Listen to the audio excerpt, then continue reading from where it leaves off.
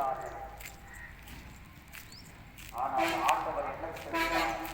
ஆடையை கிழித்துக் கொண்டு ஜெபிப்பது, வெளிவேடமாக ஜெபிப்பது, வெளிவேடமாக மனமாறுவது போல நடிப்பது ஆடை எல்லாம் மனமாற்றம். ஆடையை கிழித்துக் கொண்டு மனமாறுவது நடிப்பது, 40 நாள் மனமாறுவது போல நடிப்பது அவமானத்தின் மனமாற்றம்.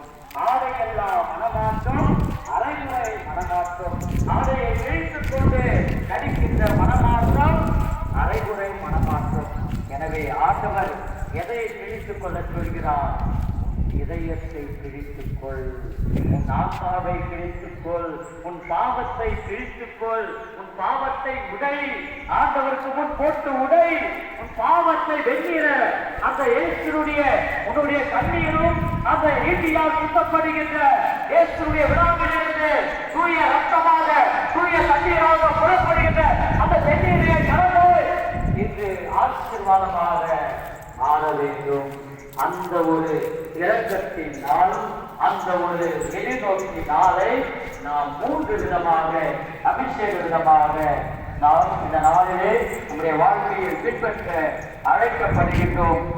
இந்த முழுமையான மனமாற்றத்தை நோக்கி செல்லும் பொழுது கடவுள் அழுது முழுமையான இதயத்தோடு உன்னுடைய இதயத்தை கிழித்துக் கொண்டு மனமாறு என்று சொல்கிறார்.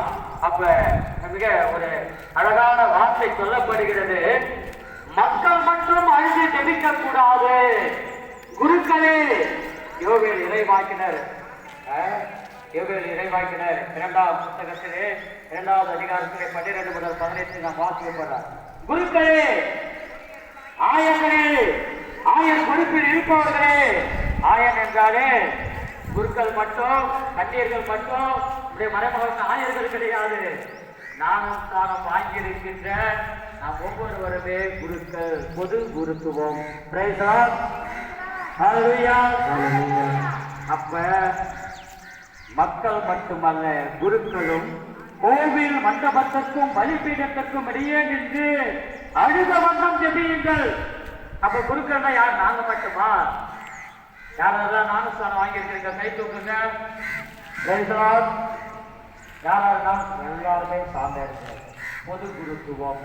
இந்த பொது குருத்துவத்தின் வழியாக கடவுள் நம்மை அழச் சொல்கின்றார். எதற்காக அழச் சொல்கின்றார்?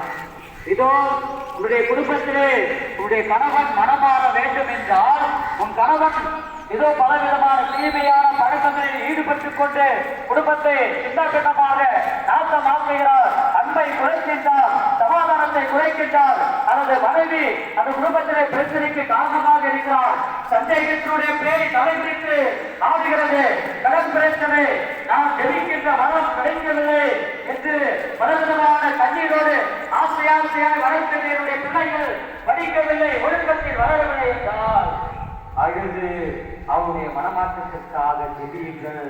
அவ்வாறு நீங்கள் ஜெபிக்கும் பொழுது என்ன வார்த்தை சொல்லி ஜெபிக்க வேண்டும்?